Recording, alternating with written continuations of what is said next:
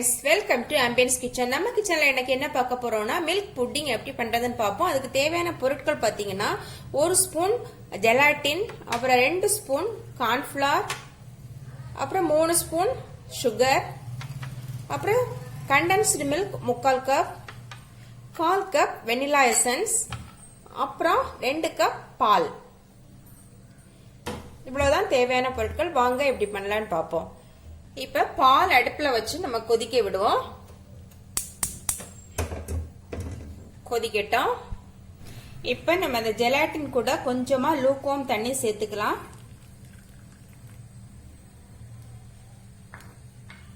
Gelatine வந்து crystal ஃபார்ம்ல இருந்து அது கொஞ்சம் டிசால்வ் ஆகட்டும்.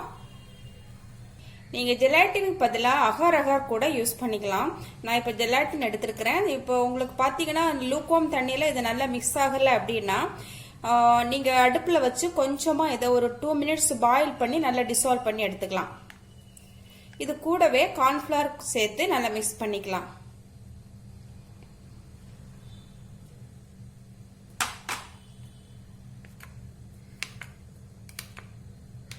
இப்போ கார்ன்ஃபிளவர் சேர்த்து நல்லா மிக்ஸ் பண்ணிட்டோம். இது gelatin, cornflour plus water, hot water. பால் நல்லா கொதிச்சிட்டு இருக்கு. இது கூடவே நம்ம சுகர் சேர்த்துக்கலாம். அப்புறம் கண்டென்ஸ்டு மில்க் கூட சேர்த்துக்கலாம். அகைன் இதை ஒரு 2 மினிட்ஸ் நல்லா பாயில் பண்ண விடுவோம். இருக்கட்டும்.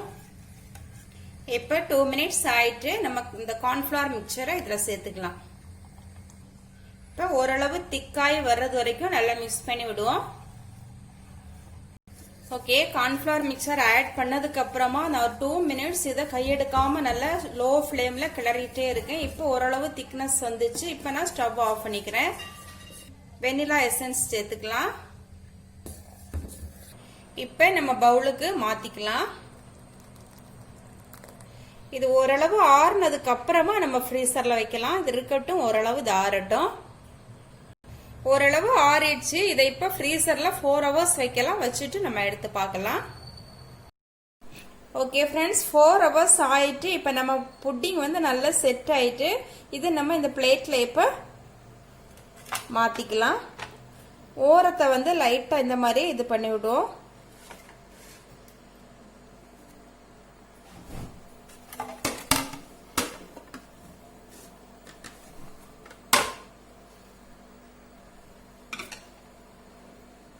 வாவ், சூப்பரா ரெடி ஆயிருக்கு.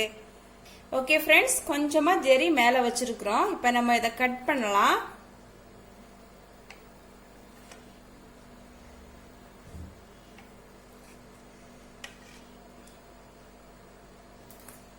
வாவ், சூப்பரா வந்திருக்கு நம்ம புட்டிங். வீட்டுல சின்ன ஃபங்க்ஷனுக்கெல்லாம் நம்ம இந்த மாதிரி புட்டிங் பண்ணி வச்சோம் அப்படின்னா எல்லாரும் நல்லா டேஸ்டா சாப்பிட்டு என்ஜாய் பண்ணுவாங்க. ஓகே ஃப்ரெண்ட்ஸ், இந்த ரெசிபி உங்களுக்கு பிடிச்சிருந்தா ஆம்பியன்ஸ் கிச்சனை சப்ஸ்கிரைப் பண்ணுங்க, லைக் பண்ணுங்க, ஷேர் பண்ணுங்க, கமெண்ட் பண்ணுங்க. தேங்க்யூ.